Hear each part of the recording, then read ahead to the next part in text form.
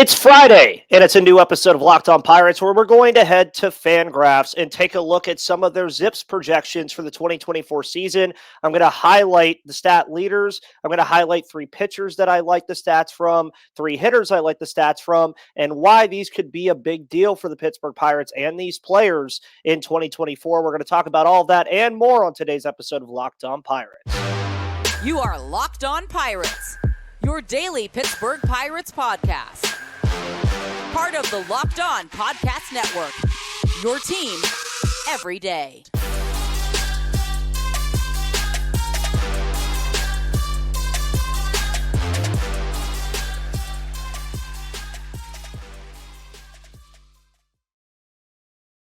And welcome back, everybody, to the Locked On Pirates podcast here on the Locked On Podcast Network, where it's your team, your Pittsburgh Pirates every day. My name is Ethan Smith, your host, who's bringing you your news, analysis, opinions, and reactions to everything going on in the world of the Pittsburgh Pirates. Today's episode is brought to you by Game Time. Make sure you go to Game Time for all of your ticket buying to movies, sports, comedies, anything for any venue. Make sure you go check out Game Time. On today's episode, by the way, as you heard from the title sponsor, as I have to hook my computer back up because that's probably why you saw the light go really short. And then, there it goes again. Before we start, 69 days until we get some baseball on opening day. Happy birthday to Mac Miller. Mac Miller, you are missed every day. Your music changed me in my younger years. Happy birthday to you, sir. I know you're resting easy.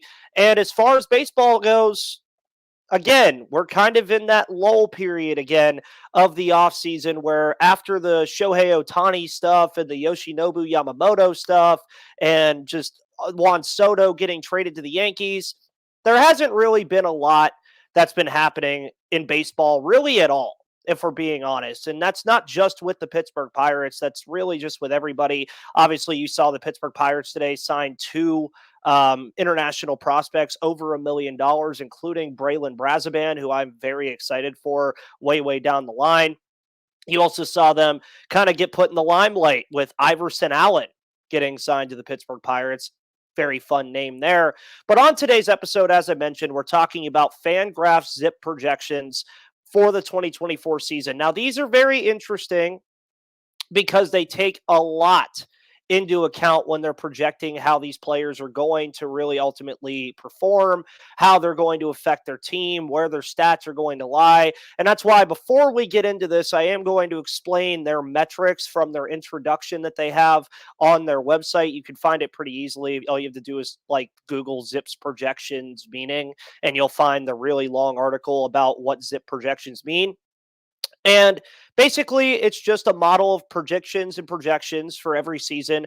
And for those of you who might not know, ZiPS uses multi-year statistics with more recent seasons outweighing old ones. Now, for a very long time, all the seasons used to be weighed the same way. That changed, I believe, 4 or 5 years ago to where more recent success or more recent performance was outweighed by old performance. And this is all to project a player's output in an upcoming season. It also establishes a baseline estimate for each individual player with over 140,000 baselines for pitchers and over 170,000 baselines for hitters.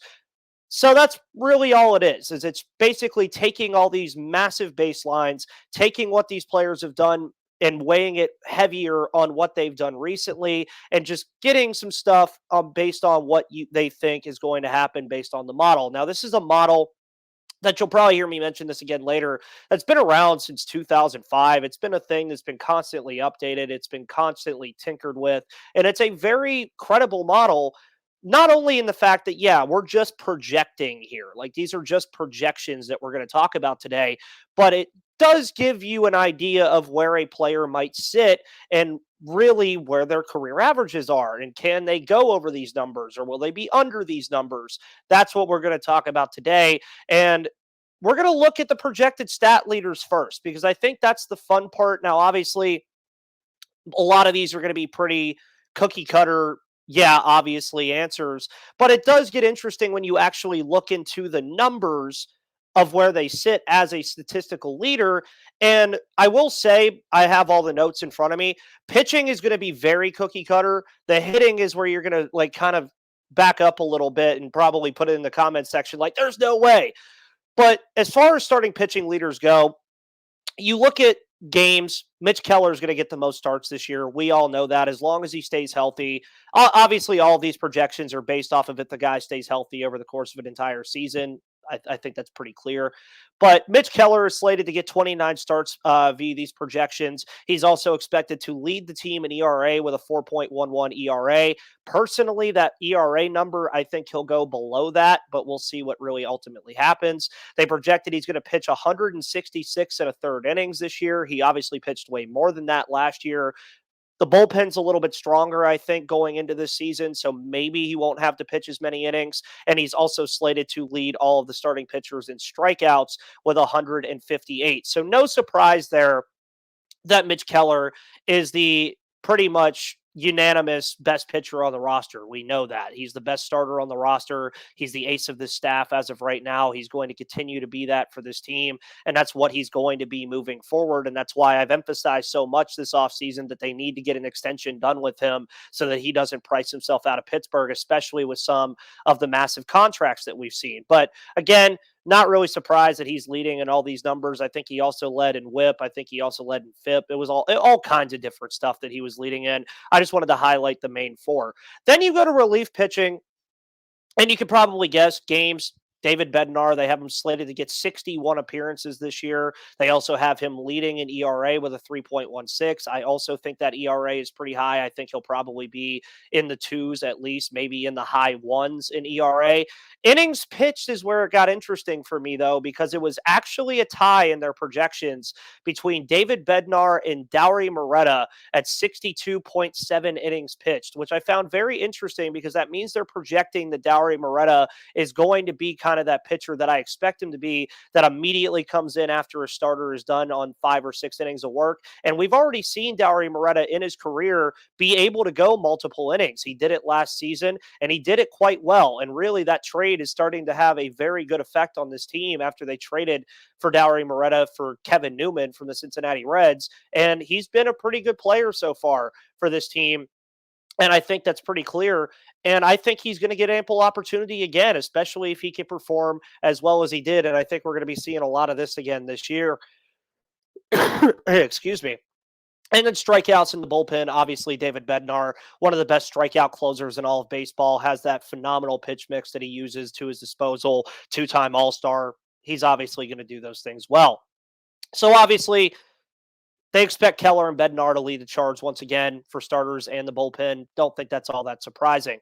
Now, when we get to hitting, there are a lot more names here, and there's 2 on here that you guys are going to be like, wait, really? Is that like, are these guys actually going to lead in those statistics? But it's quite possible. And these are their projections from this model that I trust a lot. Now, there are obviously circumstances that are going to play into a lot of these projections as well, but they're still, again, very good to look at. Now, when you're looking at hitting leaders, Brian Reynolds is the leader in average at 264. I would like that number to be higher. Just in general, I don't care who's leading the team in average. I would just like it to be higher for an everyday player. I do think Reynolds usually sits in that area, but I think he can get up to 270 or 275, but they have him leading all Pirates hitters projected at 264. On base percentage is Connor Joe sitting at a 347. Due to his style of play, we know Connor Joe, he's going to make you throw the ball in the strike zone. He's going to get on base via the free pass very often. He's going to strike out looking very often because of the way that he hits at the plate. And if Connor Joe really does turn into a super utility player, kind of alongside Jared Triolo, moving between the infield and the outfield, he's going to get ample opportunities to hit the baseball this year, even with all the players in the outfield and the infield. But if they give him those opportunities, yeah, he's going to be an on-base machine. That's just what Connor Joe has always been. He's never been really a plus average guy. He's never really been that big of a plus power guy, but he definitely gets on base via the free pass well. He is going to strike out at a decent clip as well, mainly looking, because he's usually going to force you to pitch at the corners. Not very surprised that he's leading the on-base percentage metric. Slugging, Jack Sawinski at a 467, not surprised at all. He can do that in his sleep, I think. Jack Sawinski, I think, is poised for either a big breakout year or he's just going to have a normal Jack Sawinski year. I'd love to see him have a big Jack Sawinski year. Sawinski also leads in OPS plus at 122, a metric you guys heard me talk about with Edward Olivares the other day. He also leads in home runs at 26, just below that 30 mark where I think Sawinski really could get if he has that kind of season. He also led on base on balls at 75. So Jack Sawinski's all over this page as far as hitting leaders go.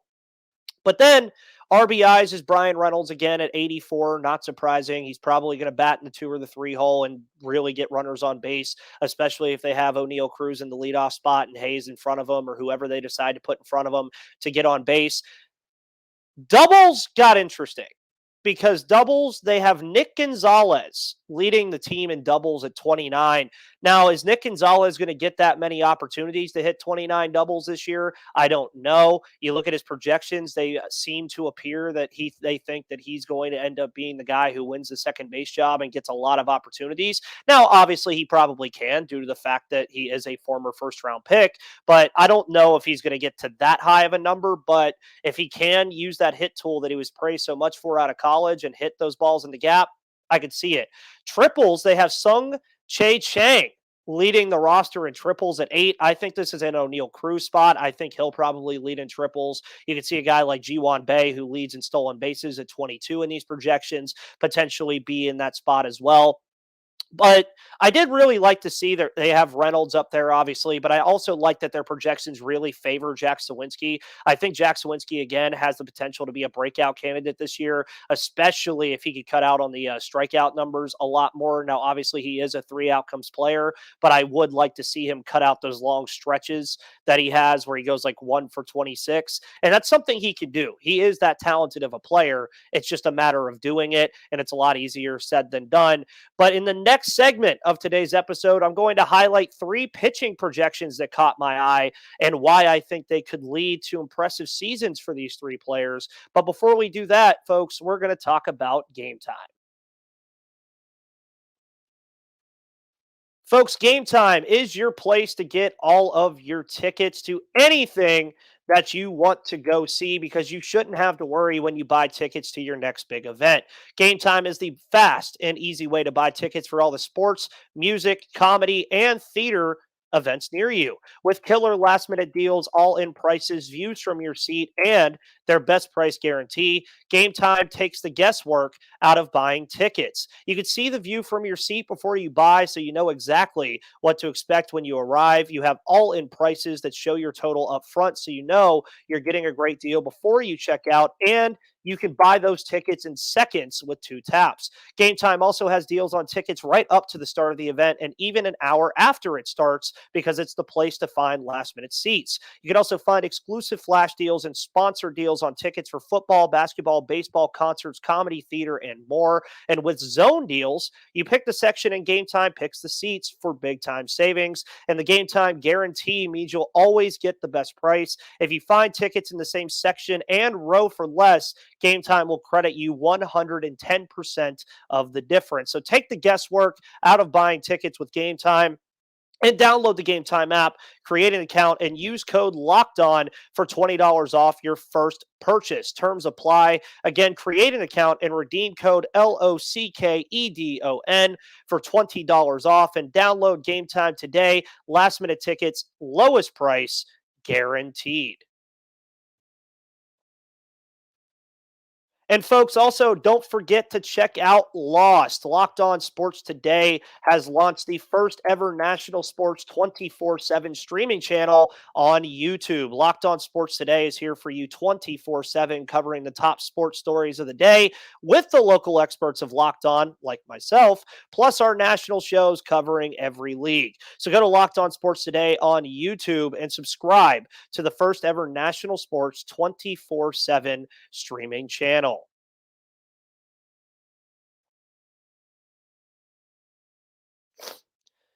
And of course, folks, welcome back to the Locked On Pirates podcast, where now I'm going to talk about three pitchers and their projections from FanGraphs and ZiPS, same thing pretty much, and why they caught my eye and why I like them and why they also could lead to positive seasons for these players. And the first one is going to be Roansy Contreras, folks. Now, last year, we spoke a lot about Roansy last season due to his immense struggles that saw him fall down the system rather than take that big leap that we all expected Roansy to take and that we wanted him to take. So now entering 2024, you look at where Roansy is and what he could be. And I think the biggest thing is he's going to have a start from scratch. He has a fresh plate of food out there to eat now, and he has the chance to be 100% healthy with some of the offseason tinkering that I'm sure he's done behind closed doors. And I think that's huge for him. And a lot of spring training, I think, is also going to be indicative of what some of the things that we've seen. I think you're going to see a little bit of a tinkering with the delivery. You might even see a little bit of tinkering on the pitches on how he delivers them. We'll all see that. FanGraphs has him projected as a plus WAR player in 2024 at 0.3. Not overly plus, but a plus nonetheless. And his innings pitch projection sits at 78 innings, which I find very interesting because that's hinting at the fact that he's either going to start in the minor leagues or get some bullpen work.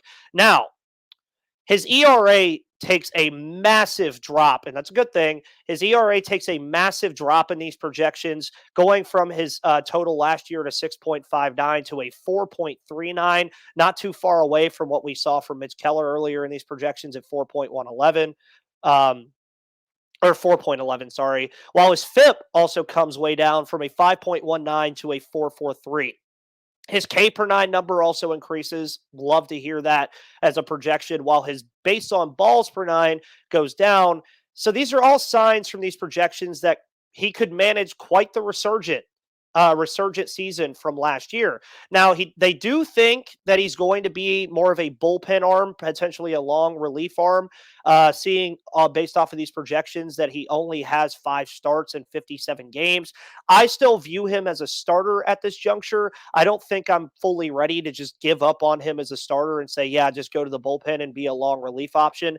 I'm just not ready to do that with Roansy yet. He's still very, very young. He's still, figuring things out, had a rough season last year, but some of these projections, folks, again, from a reliable source, could be indicative of what we see from Roansy this year. And again, these are projections, but respectable ones that have been around since 2005. So it's worth scrolling through on the page. Again, go look at these after you listen to this episode and go look at them. His struggles were apparent last year. We know that. If he could turn it around, and some of these projections say he can, that'd be a major boost to the rotation or the bullpen, depending on what they want to do in 2024. And I'm going to mention Colin Holderman now. Holderman's projections offer some positivity as well. He became the setup guy for David Bednar last year, was one of the top holders and all relief pitchers and setup players last year. And it appears FanGraphs thinks he could see some more success this year. For starters, he's projected to see 8 more innings of work in 2024 with a small drop in ERA from a 3.86 to a 3.83. That's always good, no matter how many more innings you're pitching. If you're pitching more innings and your ERA is projected to drop, you're always going to take that. They do expect, though, with the more innings of work, that his K per nine will probably decrease and his base on balls per nine could increase, but not by much to hit the panic button. It's like 5 decimal points. He's also valued as a plus WAR player as well, which isn't shocking due to the fact that he has a pretty stern and consistent role. The only projection, though, that I did disagree with that they have is the massive dip in the holds number. It goes from 27 to 12. I just don't think that his role is going to really change all that much, where he's not going to be the 8th inning setup man anymore. And when you're looking at the structure of the bullpen now, I think you're looking at Moretta, Holderman, Bednar kind of right now. I still don't know if they're going to have somebody else in that mix in the middle. You could look at a Ryan Barucki or a Jose Hernandez or whoever you want, but I don't think his holds are going to really go that far away. I think he's going to be stuck in that role again. And one of the final bigger positives as well suggests that his opponent batting average, even with more innings, is going to drop from 252 to 240, meaning the holder of the treasure, as I like to call him. I think that's what I'm going to start calling Colin Holderman, is the holder of the treasure. he may have another strong season in Pittsburgh, and I think he can. And I think David Bednar likes having him there. He usually knows that Holderman's going to get him to the ninth inning with the scoreline the way it is, or better for the offense, depending on where they're playing. But Colin Holderman, man, the projections say he's going to likely be just as good as he was last year, which offers the idea that he may even be better. Jared Jones is my final pitcher. Now, Jones has been a prospect I've mentioned to you all a ton for a good reason, because I think he's going to be in the rotation sooner rather than later. FanGraphs seems to think so as well. They project that Jones is going to get 15 starts at the big league level in 2024, so about half of what Mitch Keller is getting. Among those starts, he's projected to have an 83 innings pitched with a 4.80 ERA and a 4.88 FIP, with the ERA, of course, sitting around the area that Luis Ortiz sat last year. He's also expected to induce a solid ground ball percentage by these projections at 40.8, while also sporting a projected 7.61 K per nine and a 3.7 base on balls per nine, numbers that offer potential insight on his control and command of his pitches. Obviously, a 7 K per nine and a 3 based on balls per nine, closer to a 4. Not exactly the most great numbers, but numbers that you're not going to shy away from. And same thing with his whip. You're not going to shy away from a 1.42 projected whip.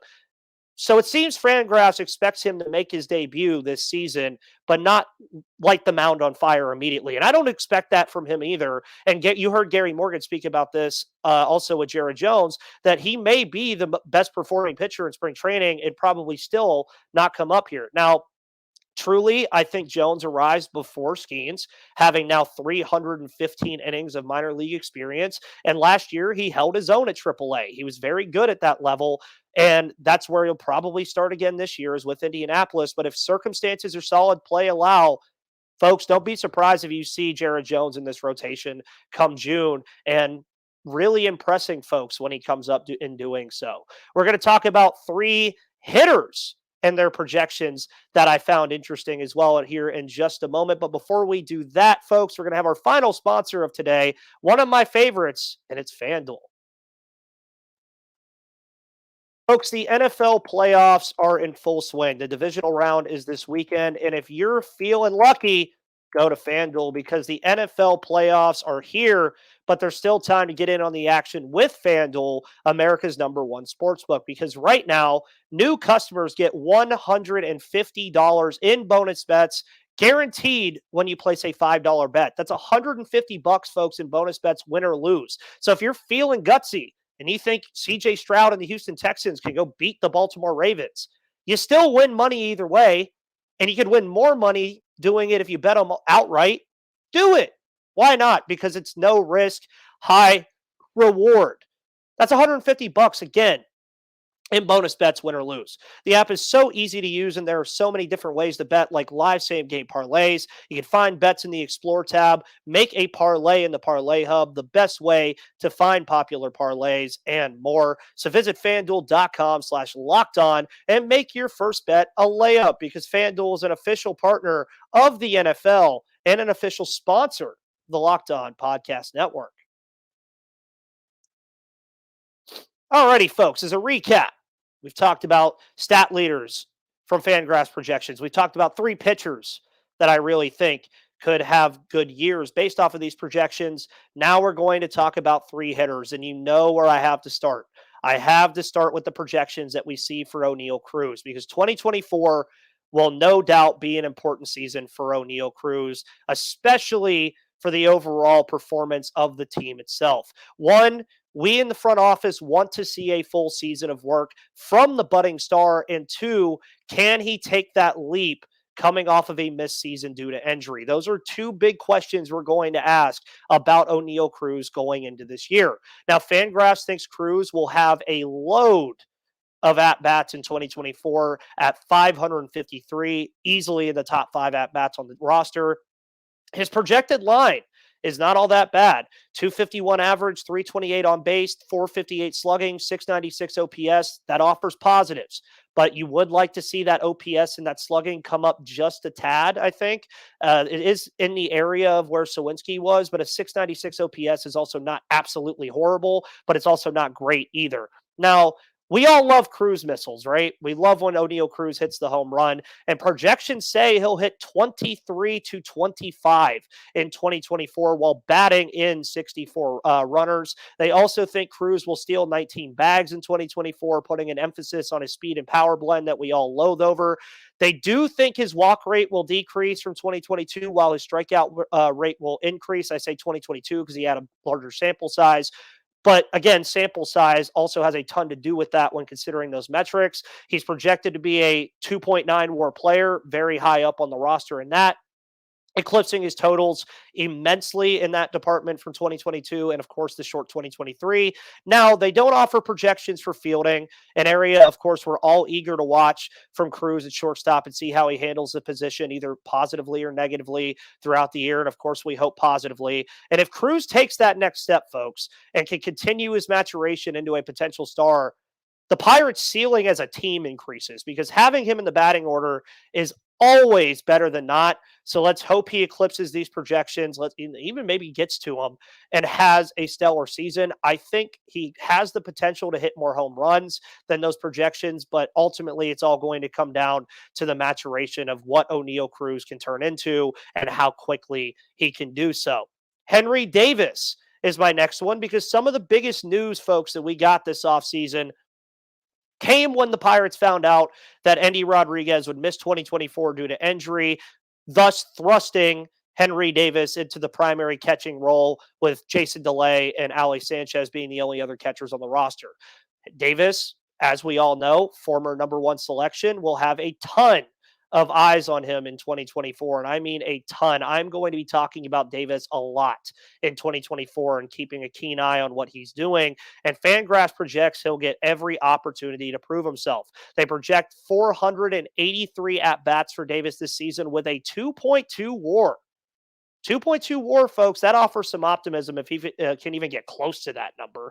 And they also have his slash lines improving immensely from last season, sitting at 244 average, 339 on base, 411 in the slugging department, and a 750 OPS in 120 games. Numbers that no doubt would elicit a positive reaction. They also think that he's finally going to tap into that power tool a little bit more, projecting 15 home runs and 55 RBIs from the catcher. Numbers out of that catcher spot, obviously, that are very positive. He also has a projected 103 WRC plus, and that's cause for positivity as well. But much like Cruz, a lot of the questions we're going to have about Davis are going to be, can they take the next step, both offensively and defensively, because that's really where Davis's game needs the most improvement, is behind the plate. He has the keys to the position all year.